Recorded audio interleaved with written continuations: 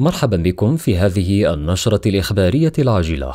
درون مغربية تحلق فوق المنطقة العازلة وتنهي حياة عناصر من البوليساريو.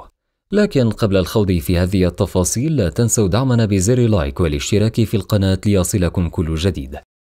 وفي التفاصيل، أفادت مواقع إخبارية تابعة لجبهة البوليساريو بأن طائرة مسيرة درون أنهت حياة 4 أشخاص من أفراد الجبهة وصفتهم بالمنقبين عن الذهب، وقد اقتحموا المنطقة العازلة في الصحراء المغربية عبر الحدود الموريتانية.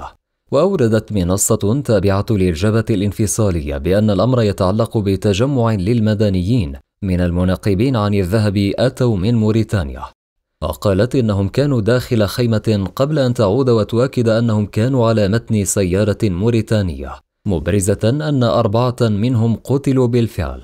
ووفق المصدر ذاته فإن العملية تمت صباح يوم الجمعة بمنطقة المك بواسطة طائرة بدون طيار، والتي استهدفت شاحنة كانت تحمل 6 أشخاص، مما أدى إلى مقتل 4 منهم على الفور، في حين فر 2 أحدهما على الأقل مصاب، وذلك بعدما اقتحموا المنطقة العازلة جنوب الجدار الأمني متسللين من الحدود الموريتانية.